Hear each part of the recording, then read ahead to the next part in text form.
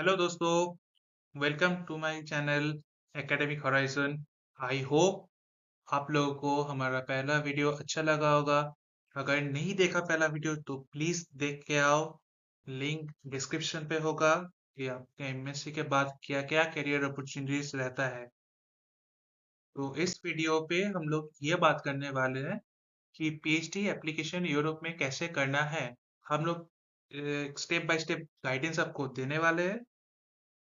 तो अगर आप इस साल अपना मास्टर्स खत्म कर रहे हो और अगस्त या सितंबर इस सेशन में आप पीएचडी ज्वाइन करना चाहते हो, तो ये बहुत ही हाई टाइम है जब आप यूरोप में पीएचडी एप्लीकेशन स्टार्ट कर सकते हो। यूरोप का पीएचडी एप्लीकेशन यूजुअली बहुत कम्पिटिटिव होता है यूएसए से ज्यादा। तो थोड़ा सा ट्रिक्स एंड टैक्टिक्स है जिससे ये कंपटीशन आप लोगों के लिए थोड़ा सा आसान हो जाएगा। तो इसीलिए ये वीडियो मैं बना रहा हूँ। तो प्लीज आगे आगे तक जाइएगा। और अगर अच्छा लगा तो लाइक कर दीजिएगा। सब एप्लीकेशन से पहले आपको डिसाइड करना है कि आपका रिसर्च इंटरेस्ट क्या है। अगर रिसर्च इंटरेस्ट आपको चुनना है तो आप किसी भी स्ट्रीम में हो साइंस के, आपको खुद से पूछना होगा कि आपको क्या एक्साइट करता है, को अच्छा क्या लगता है इस टॉपिक में। तो वो अगर अच्छा लगा तो आपको फिर चैलेंजेस ढूंढना होगा कि इस टॉपिक में कौन सा चैलेंज आप पैशनेटली हैंडल कर पाओगे, जो आपको अच्छा लगता है, जो हैंडल करना आप चाहते हो, जो आपको एक फीलिंग देगा कि हाँ मैं कुछ कर रहा हूँ। ये हो जाए तो ये सब एक नोट डाउन करिएगा। और देन आपके पास आपका रिसर्च इंटरेस्ट आ गया। तो अगर आपका रिसर्च इंटरेस्ट शॉर्ट हो गया तो नेक्स्ट स्टेप आता है कि प्रोफेसर शॉर्टलिस्ट करना है। पहला बात है, हाँ रिसर्च इंटरेस्ट आ गया तो वो गूगल कर लो। कोई भी रिनाउंड प्रोफेसर का जो प्रोमिनेंट साइंटिस्ट है, तो उसका आपको रिसर्च आर्टिकल मिल जाएगा वहां पे, तो आप वो फॉलो कर सकते हो, उसको ईमेल कर सकते हो। उसका लिटरेचर पे जाओ, जो पेपर वो पब्लिश करता है जनरली उसका साइटेशन देखो, वहां पे भी आपको बहुत सारे प्रोफेसर्स का नाम मिलेंगे उस एरिया के ही। तो वो उसको भी आप ईमेल कर सकते हो। अपना लिस्ट डाउन कर लो फिर ईमेल करना। रिनाउंड यूनिवर्सिटी जैसे मैक्स प्लैंक, सर्न या फिर बर्लिन यूनिवर्सिटी, यूके का यूनिवर्सिटी, जो भी है वो सारा लिस्ट आप देख लो। आप क्यूएस रैंकिंग फॉलो कर सकते हो, वहां से भी आपको यूनिवर्सिटी का लिस्ट आ जाएगा, तो आप वहां पे भी ईमेल कर सकते हो। देन आप लिंक्डइन या एक जैसे यहाँ पे प्लेटफॉर्म पे जाओ, वहां पे देखो, वहां पे बहुत सारे प्रोफेसर्स अपने पीएचडी पोजीशन वैकेंसीज एडवर्टाइज करते हैं, तो आप उनको फॉलो कर सकते हो। और अगर ये सब नहीं करना है तो हमारे चैनल पे जाओ, हम भी अवेलेबल है ट्विटर पे, तो आप हमको भी फॉलो कर सकते हो। हम भी वैकेंसी अपडेट देते हो सारे ग्रुप्स के, जो हमारे पास इंफॉर्मेशन होती है, तो आप वहां पे भी इंफॉर्मेशन गैदर कर सकते हो।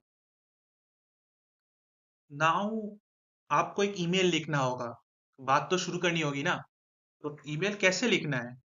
तो ईमेल अगर लिखना हो तो आपको पहले अपने आप को इंट्रोड्यूस करना होगा। अपने आप को कैसे इंट्रोड्यूस करना है? ब्रीफ इंट्रोडक्शन, बहुत सारा ऐसा कुछ नहीं बोलना है।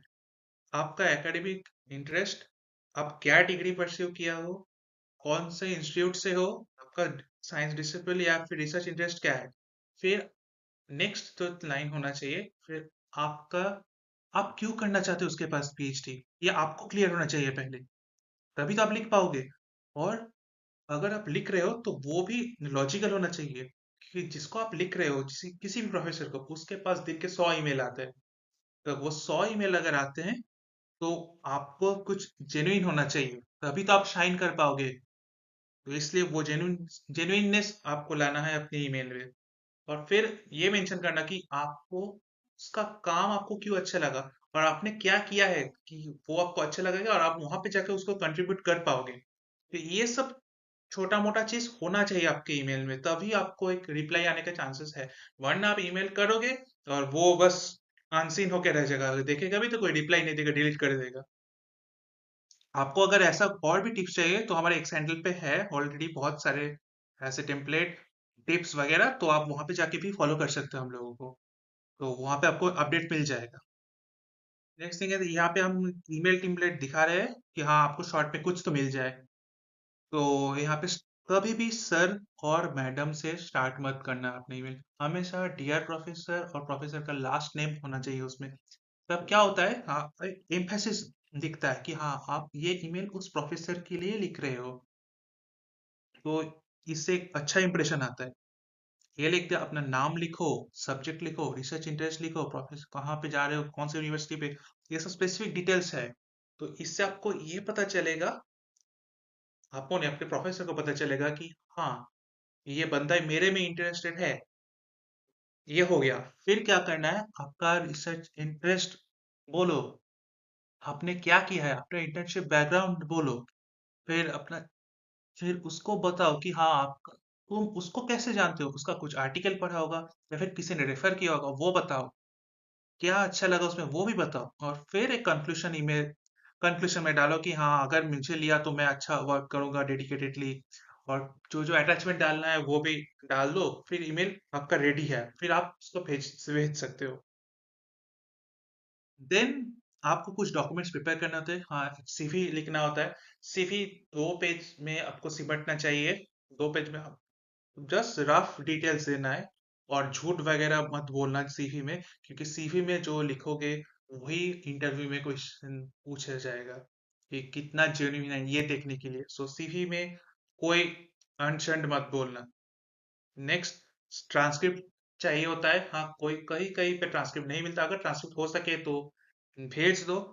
या फिर अगर नहीं मिले तो ग्रेड कार्ड्स भी अगर अवेलेबल है तो वो भी डाल सकते हो। और मोटिवेशनल लेटर कुछ कुछ लोग बोलते हैं, but motivational letter usually Europe में कोई नहीं देखता। अगर वो मांगता है तो भेजो, अगर नहीं मांगता है तो भेजने का कोई मतलब नहीं। कोई प्रोफेसर बैठा नहीं है आपका 1 पेज का एसओपी या मोटिवेशनल लेटर जो भी आप बोलते हो वो देखने पढ़ने के लिए। वो भेजने का कोई मतलब नहीं है। आपका सीवी प्रॉम्प्ट होना चाहिए, हाईलाइट सब कुछ हाईलाइट होना चाहिए, और ट्रांसक्रिप्ट आपका गुड ग्रेड्स, गुड इंप्रेशन होता है। और सब कुछ भेजने से पहले एक बार डबल चेक कर लो कि किसी एक के लिए जो बनाया था वो दूसरे के पास नहीं चला जाए। फिर तो पूरा गोलमाल हो जाएगा, फिर वो एप्लीकेशन आप छोड़ दो, कुछ नहीं होने वाला वहां पे। फिर नेक्स्ट, ये एक सीवी टेम्पलेट है। तो सीवी में जो आपका नाम हाईलाइट होना चाहिए, फोटोग्राफ आप डाल सकते हो, इट्स योर चॉइस। देन आप कौन सा डिग्री कब खत्म कर रहे हो ये होना चाहिए। प्रॉपर मार्क्स आपको कब है क्या है वो डाल दो। आपका रिसर्च इंटरेस्ट डालो, लैब एक्सपीरियंस डालो, लैब क्या क्या स्किल्स आपको आता है, पब्लिकेशन अगर होता है तो डालो, गुड। अगर नहीं होता है डिमोटिवेट मत हो, तब भी आपका होने के चांसेस है। नेक्स्ट, आपका टीचिंग एक्सपीरियंस अगर होता है तो इट्स गुड, अगर नहीं है तब भी ठीक है, होता है। उसमें भी यूरोप में होता है, यूरोप में टीचिंग मैंडेटरी नहीं है, यूएसए में के लिए जरूरी होता है, बट यूरोप में इतना जरूरी भी नहीं है। तो अगर ये हो गया सीवी तो अपना हो गया। अभी मेल कब करना है, मेल ड्राफ्ट कर लिया, ऐसा नहीं है कि सुबह 10-12 बजे उठो फिर मेल करना स्टार्ट कर दिया, वैसे कुछ नहीं होने वाला। मैंने प्रोफेसर से यहाँ पे बात किया है यूरोप में, तो वो इसी टाइम पे शॉर्ट करता है कि उसको क्या ईमेल सुबह सुबह मिल रहा है, क्योंकि next letter hour of the day वो भी बिजी होता है। तो 8 से 9 के बीच में अगर उसको कोई मिलता है ईमेल, तो वो सोचता है कि हाँ मैं इसको रिप्लाई कर देता हूँ, क्योंकि दिन का शुरू में उसका मूड भी अच्छा रहता है, तो पॉजिटिव रिप्लाई चांसेस का भी ज्यादा अच्छा होता है। तो 8 से 9 के बीच में मेल उसके पास पहुंचना चाहिए, उसके लोकल टाइम में। कि आप अगर इंडिया से ईमेल कर रहे हो तो वो जर्मनी में बैठा हो सकता है, वो यूएस में बैठा हो सकता है, या फिर यूके कहीं पे भी। तो आप देख लो, कहीं पे आपको उसका लोकल टाइम में 8 से 9 बजे के बीच में वो ईमेल पहुंचना चाहिए। तब आपका 50% चांसेस ज्यादा होता है रिप्लाई आने का, पॉजिटिव रिप्लाई भी आ सकता है। तो ये आप मान के चलो। और एडिशनल टिप्स ये है कि प्रोफेसर को ईमेल करने के बाद थोड़ा सा वेट करो, क्योंकि एक प्रोफेसर दिन का 100 ईमेल उसको पास आता है। तो इमेजिन करो आप कितना ईमेल होता है, वो कितना देख के शॉर्टलिस्ट करेगा। अगर आपका सीवी अच्छा है तो वेट करो, 1-2 हफ्ते एटलीस्ट वेट करो कि कब वो देख के रिप्लाई, अगर नहीं दिया तो रिमाइंडर डालो, ये सब करो। बट हाँ, और पॉजिटिव रहो। अगर एक नहीं लिया, एक पोजीशन आपका नहीं हुआ तो दूसरा हो जाएगा। आपको कंसिस्टेंट प्रोसेस के साथ जुड़े रहना होगा, तो आपका कहीं ना कहीं तो हो ही जाएगा, आप अगर कंसिस्टेंटली अप्लाई करते रहे तो। नेक्स्ट जो आता है, ईमेल आपने कर लिया है, अभी क्या करना है। तो ईमेल रिस्पॉन्स के लिए तो आप वेट कर रहे हो। तो पहला रिस्पॉन्स अगर यस होता है कि हाँ पॉजिटिव कुछ दिख रहा है, तो वो बंदा क्या करेगा, आपका कार अभी ट्रैक पे है, तो वो आपका नेक्स्ट हैंडल क्या है, आपको डिस्कशन और ये इंटरव्यू होता है। तो वो अगर आपने क्रैक कर लिया तो कॉन्ग्रेचुलेशंस, आप जीत गए हो। हाँ, आपके पास वो पीएचडी पोजीशन आ गया है। नेक्स्ट क्या होता है, कोई रिप्लाई ही नहीं मिलता। आप एक हफ्ता 2 हफ्ता वेट कर लिए, फिर एक रिमाइंडर ईमेल डालो कि क्या अपडेट है, बी पोलाइट, रिमाइंडर डालो, फिर देखो क्या होता है। अगर इसमें भी कुछ नहीं हुआ तो और एक सरकास्टिक रिप्लाई ये होता है कि मेरे पास फंडिंग नहीं है, तुम्हारा सीवी अच्छा है पर मेरा पास फंडिंग नहीं है, मैं क्या करूं। फिर आप बोल सकते हो कि मैं एक्सटर्नल फंडिंग अगर कुछ अप्लाई कर सकता हूँ तो आप सजेस्ट करो कुछ। जैसे डार्ट होता है मोस्ट कॉमन, बहुत जन डार्ट के लिए अप्लाई करते हैं, मेरी कोई कुछ कुछ लोग के पास होता है, पर ये आपके प्रोफेसर के ऊपर डिपेंड करता है आप किसके पास अप्लाई कर रहे हो। तो ये सब कुछ एक्सटर्नल फंडिंग होता है जो आपका प्रोफेसर ही आपको बोल सकते हैं कि क्योंकि वो होस्ट रहेगा आपका। इसके अलावा आप ये कर सकते हो, अगर नो पोजीशन, ये तो सही में हाँ हार्ड लक होता है, डिमोटिवेशन लगता है, बट क्या कर सकते हो। फिर से आपको फिर रीस्टार्ट करना होगा, जैसे 12 फेल ने बोला ना रिस्टार्ट, फिर से आप रिस्टार्ट करो। रिस्टार्ट करके फिर से आपका सेम प्रोसीड्योर स्टार्ट हो जाएगा। इस सब के अलावा भी मैं आपको एडिशनल एक टिप्स दूंगा।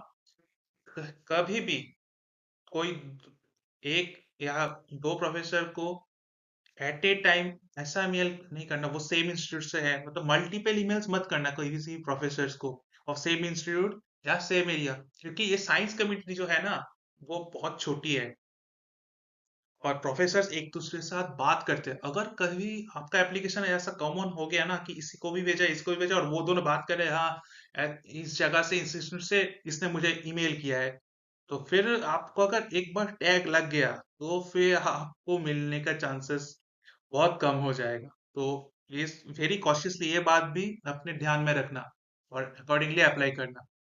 तो इसी से खत्म होता है। तो अगर आपको हमारा वीडियो अच्छा लगा तो please do like share and subscribe, और कमेंट पे please let us know research interest आपको क्या है, आपको कहाँ जाना है, कौन से प्रोफेसर के पास करना है। और अगर आपको किसी भी जगह कोई भी गाइडेंस की जरूरत है तो प्लीज डू कमेंट। हम लोग एक्स या इंस्टाग्राम पे भी है, तो आप वहाँ पे भी जाके हमको फॉलो कर सकते हो, वहाँ पे भी आपको बहुत सारे वैकेंसी अपडेट ऐसा कुछ मिल जाएगा। Thank you.